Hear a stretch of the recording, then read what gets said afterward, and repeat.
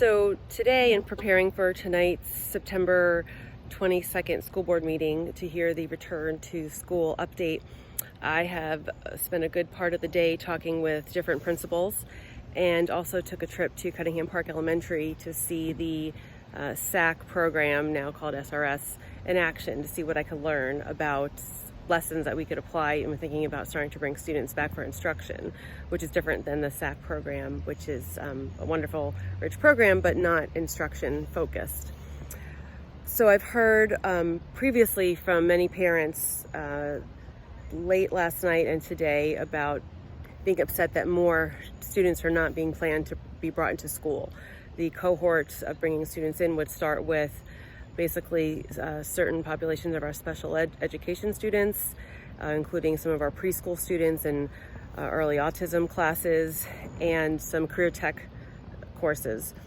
Originally in August, the superintendent had proposed to include K-2 students, and I have advocated as recently as last Friday to bring back kindergartners as soon as possible, because I know that the strain is great on our littlest ones, especially for parents who are trying to keep their young students engaged in many hours of online learning, and it's particularly difficult when parents have to work. So when I saw the presentation for tonight, I was initially frustrated that I didn't see K2. And so I started calling principals, and what I learned is that, like this whole situation throughout, of course, principals want to have their students come back. But what I've learned is, by and large, teachers are under an extraordinary amount of stress. Teachers are putting in their notice and resigning. Teachers are working many, many hours, late at night, weekends. They are having nervous breakdowns. Preparing to teach instruction online is extremely time intensive. There's also the pressure that parents are sitting there right next to their students watching them. There's also more planning to be done in terms of how it's really going to look when students come in. How do we begin to set up facilities and processes and procedures? Now, I know that some of that has taken place, but the level needed for principals, they need more plans, and it can't just be that principals figure out how to make it work. It's got to come planned out, because although principals know their community best and they need flexibility, expecting principals to just figure out all of this minutia of moving students around and instructing them is too great. I've also heard about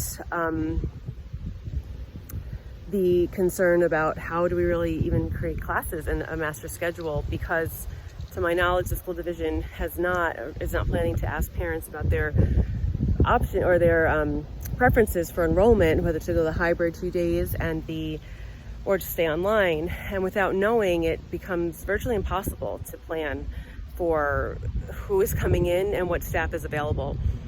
Staffing has decreased. People have left. People will go out if they are asked to come in against their preference of not coming in. The other thing I want to mention is that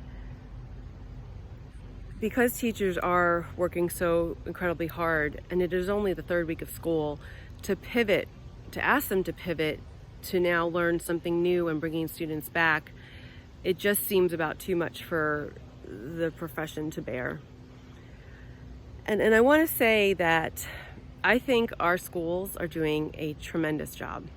I think our staff, they've learned new ways of teaching. They have become social and emotional resources, not only for students, but for parents who reach out and ask them all sorts of questions, who might be offloading their emotions to staff. I think that we as a community really need to reckon with the fact that where we are is a result of years and levels of systemic dysfunction and failure in all areas of how we provide public services. And to say that the schools are not doing the best they can is just simply not correct.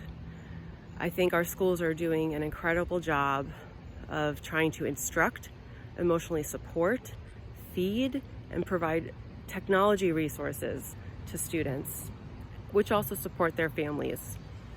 I have asked for more support from county, state level leadership, and I haven't seen it. I've spoken with staff and principals, parents. Nobody wants to be where we're at. I think that we need to reckon with what is the best thing possible at this time in a pandemic that can safely be done.